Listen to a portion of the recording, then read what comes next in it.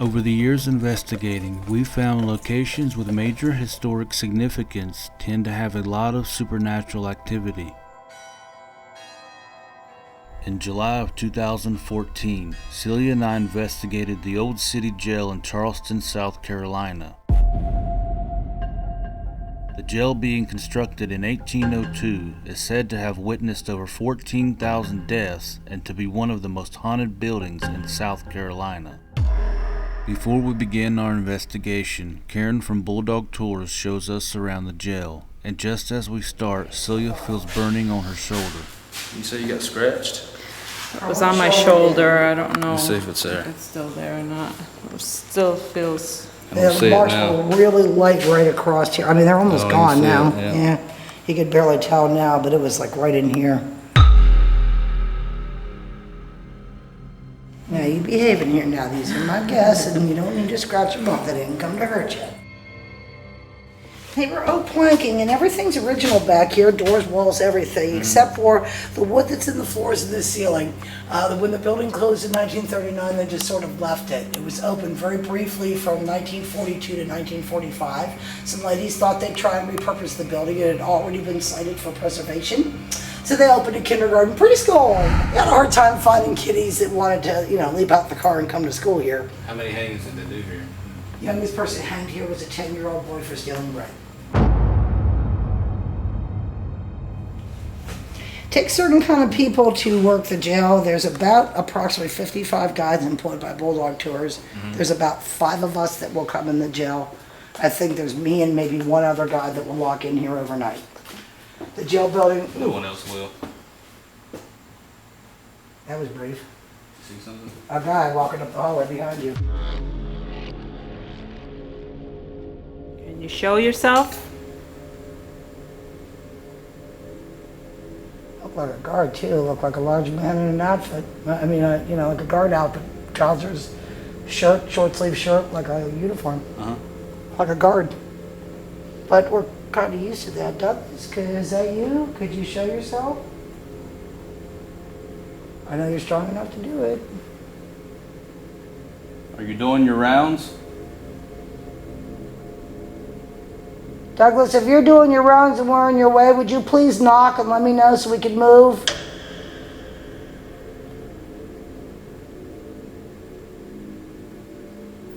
Now, he usually walks through here, or is it up there? Oh, he just residually just walks the hallway up the steps, and he just walks the place. I mean, he doesn't really do anything with anybody.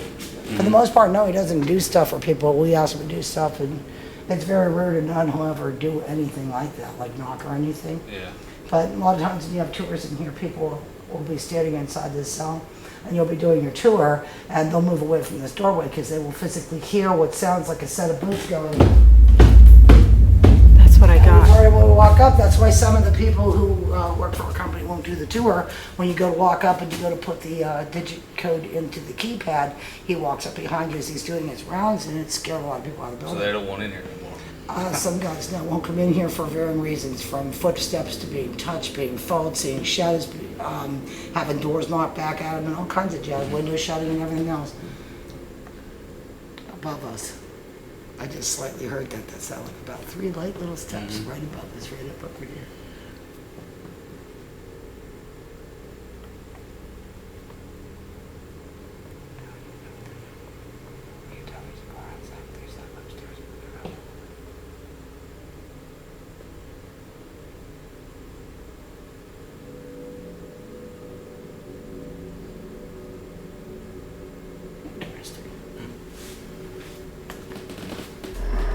Is a spirit in this jail that was a jailer that we call Cedric. And Cedric must have been one nasty man, because when you're in here, you can get a sense sometimes when you investigate that Cedric at one point must have gone into cages and gone and taken people and taken them out, and sometimes they didn't come back, and they never knew what happened to them. And from Malcolm and Mary, I get the impression their mom, his wife, was one of those people who got taken out of here and never brought back. Of course, when you got people in with you and things start happening to them. I think it's scratched or grabbed or, you know, if it's touched or pet or something, I don't worry too much. But if they're getting scraped, scratched, and there's a lot of, you know, sort of starting to get mean and very brutal, then we got to get them out of here. And we even do that on tour. Sometimes it happens to people in the evening. Whether they'd be sick or dead, you threw them off on that island before you came in, or they wouldn't let you in the city. They quarantined them. I hear walking. Yeah, I heard walking out there. Her boots.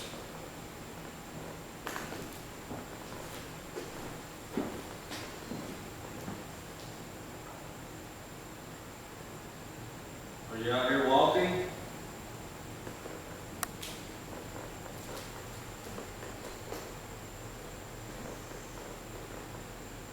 I just heard a yeah. Uh-huh.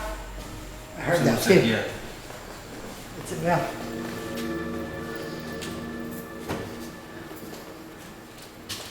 If you just ask if it's me in the building, yes, it's me, Karen.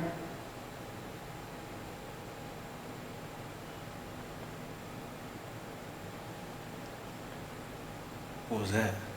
Did you hear that? Something sliding. And it sounded like a blunt object had thugged somebody like that, you know, on the back of the head. Yeah. And like somebody come behind the back of her shoulders and grabbed them and was doing this down the hallway with the body. What was that? Yeah. So it'll just be a hell of a cold spot right there. Like a big one, a big one. They've been hanging out with me for a while. I thought maybe air conditioning's leaking out this door, that's why I moved. Is it coming from in there? First it just started to come down. I heard jingling. Sounded like the door was opening. Y'all hear that? I thought it was jingling or something. The only other thing I can think of is this cold spot is a spirit that is right here that is not moving. They came, walked up, stood here, and is not moving. You're real I feel it. refreshing. Whoever you are, you're very refreshing. Right I here. can feel your cold. Somebody tried to hold my hand a little bit. I thought it was one of the children. That's why I didn't say too much. I was just going to let you know. I really feel it on like me. an adult cold spot. I can't do. Look, my hair is moving a little. Like you could see that it's a breeze. I know it's cool in here a little bit. Well, look, I was covered in sweat and my arms and everything are all dry right now. So I've been standing here with this cold spot. Your hair is standing straight up on Yeah. that. But it's around me though.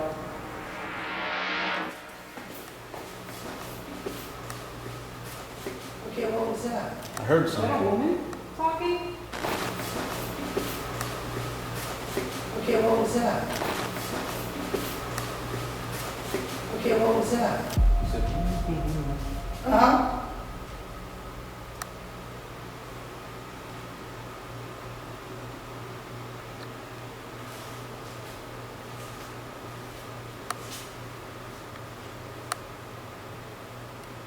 Can you say that again?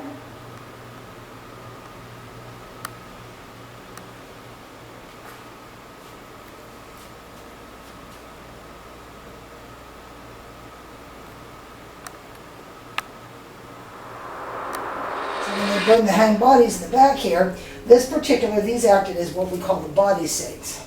And you can see the little edge there, that was the little pillows. They bring the body in, you know, if you were lucky there was still a head on the body. They had a tube, they'd start down the neck or the neck area. They tried to get it in an area where they could start suction, just like you're draining a gas tank, and get the blood to start out of the body as much as they could. They'd drop it down here, down so it was lower than the center of gravity on the heart, and it would go down into the drain. They bleed it just like you would a deer or something after a hunt. And then once they did that, they had this assembly line going where they'd switch a body over here, and they would sponge bathe them in this, and these work goes down in that angle. There were drains in the backs of these. You could somewhat see them in some areas, not really. They were trying to keep them, yeah, they were flooding for a while, so they were trying to keep them. So they laid the body on this here? They laid them out, they Okay. would bleed them, and then when they got done draining the blood out of them, they'd lay them out in there and sponge bath them because they were bringing another body in and bleeding it, and they'd start sort of an assembly line. With the experiences we've already had during the interview, we can only imagine what the investigation will be like. I'm wearing a Civil War soldier hat and jail keys to try and elicit activity from ghosts of that era that may think I'm a Union Guard.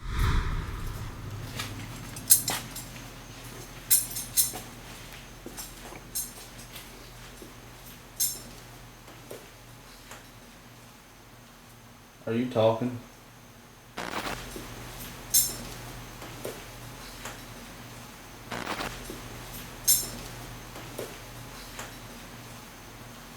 Are you talking?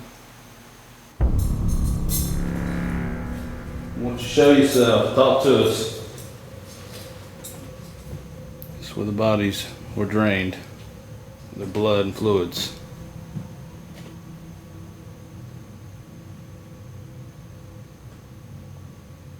Still want to talk to us?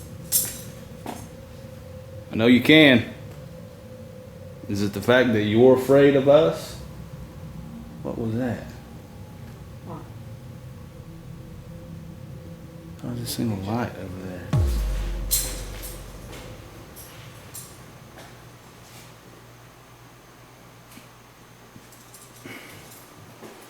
Shh.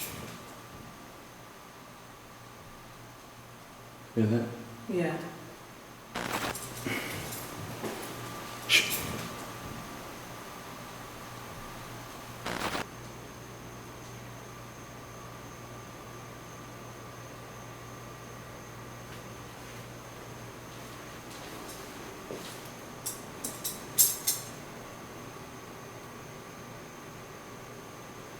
I heard music.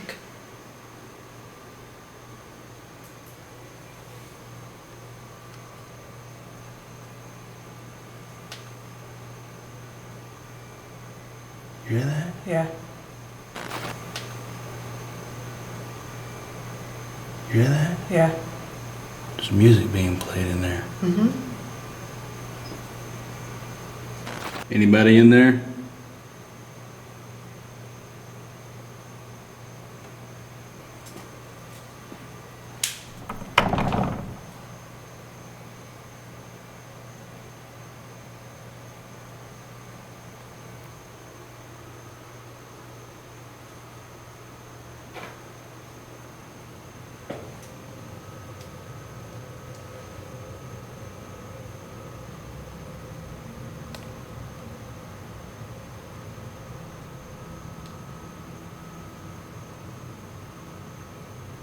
I'm gonna go upstairs now.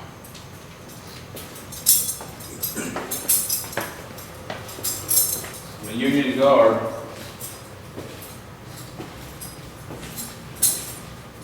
Are y'all in your cells?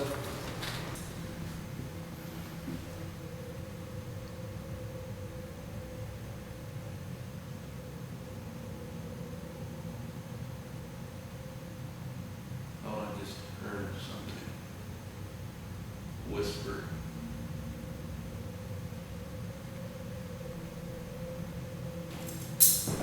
You move this door. Too heavy for you. That's a heavy door. Takes a lot of force for me to move it. Let's see you move it.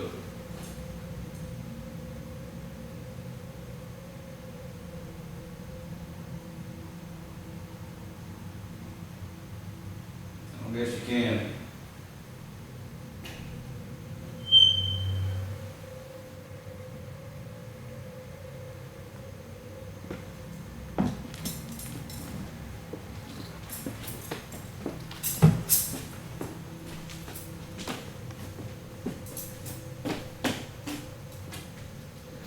These ropes here. Did any of y'all have to go through any of this torture and pain?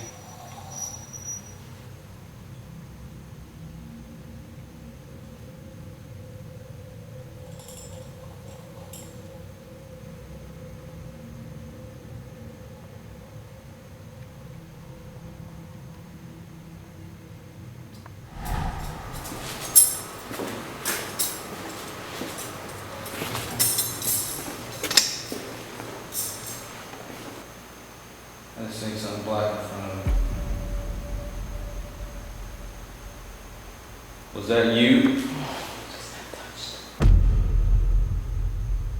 Who is it who just ran past us and touched Celia? Who is it who just ran past us and touched Celia?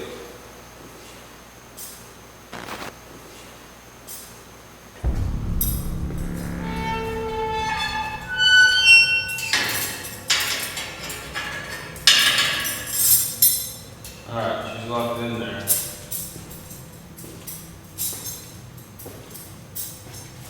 Did you like that? Did you like being locked up? Did you hate having to hold on to the bars and look through and wish you were free?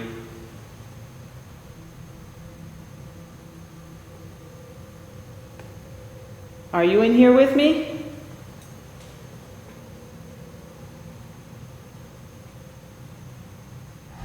We walk around on the second floor using a new device called the SB7 Spirit Pod, invented by Gary Galka. For 15 minutes we get no intelligent voices until we enter the Crane of Pain room.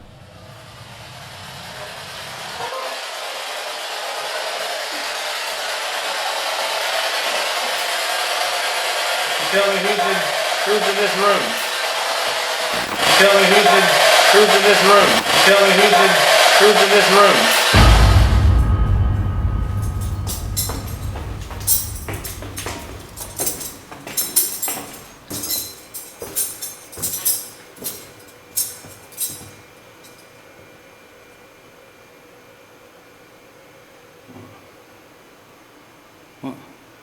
It sounds like something moving in there. Oh, that's the noisy room.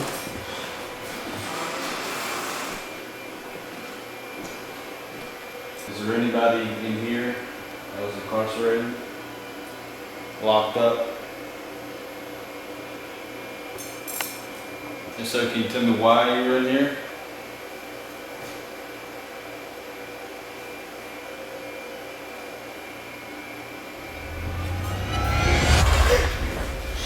You just touched my back again.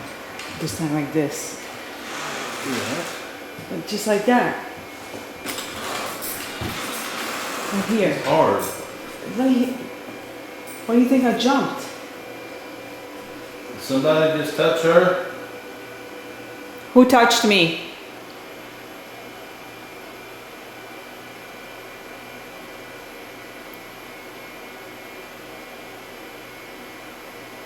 You poked me pretty hard.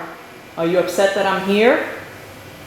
Let's walk out here to the hall.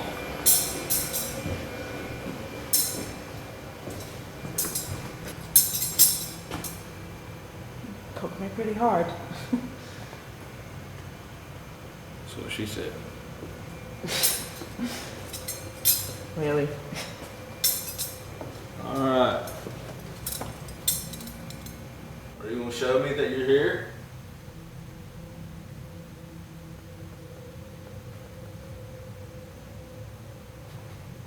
Or is it that you're afraid of me because, well, the Union Guard here tonight?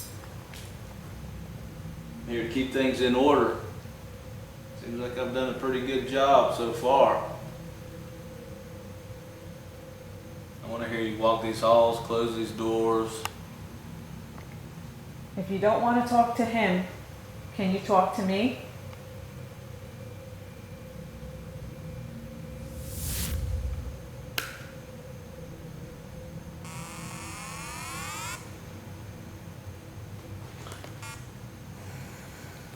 Touch my arm again. What's your thing? I'm not touching anything. What we capture on camera after Celia feels something again touch her is incredible. Watch to the left of the screen as a misty anomaly enters frame twice, then disappears. Touch my arm again. What's your thing? I'm not touching anything.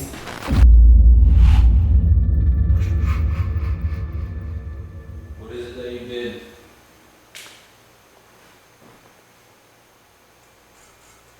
I just felt a cold breeze on my hands. Is that Got it on my legs. I feel a cold breeze on my hand again.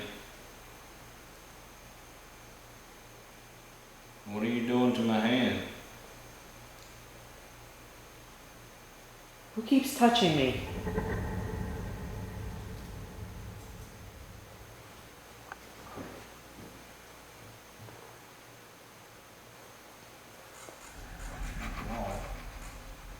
Is that you?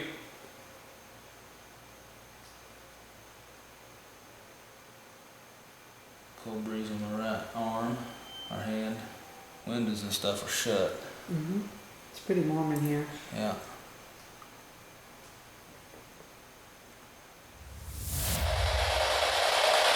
Say my name.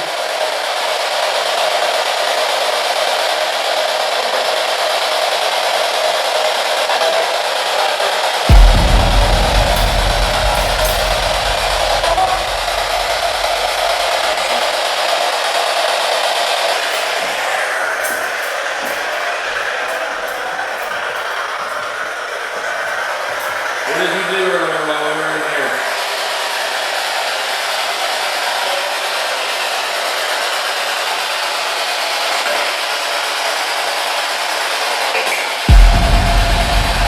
Waiting to hear your name.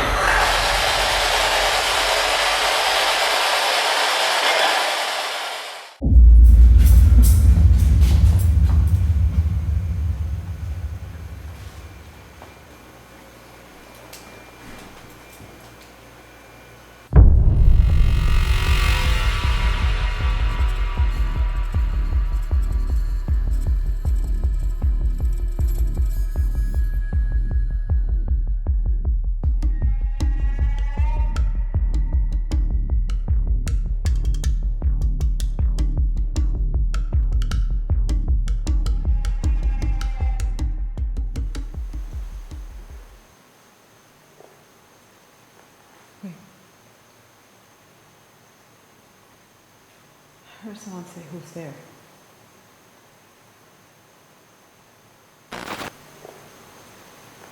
Wait. Wait.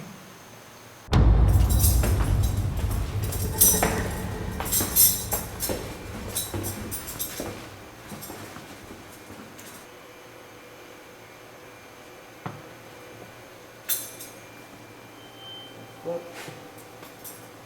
What? Look, keys lifted. We go to the first and second floor to see where the bang came from with no luck. As we head back to the third floor, I get my jail keys lifted from my side as I'm standing in the same spot Celia was poked earlier. What? What? Look, keys lifted. We investigate for over 30 more minutes before I decide to set up a camera on the third floor. While walking down the hall, I capture a voice trying to get my attention.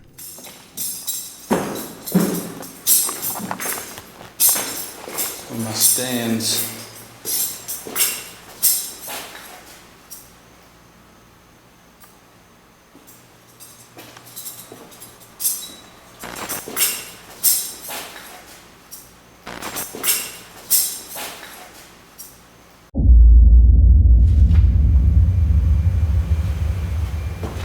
Pick up that Confederate bill right there. Move it. Take it with you. You can have it.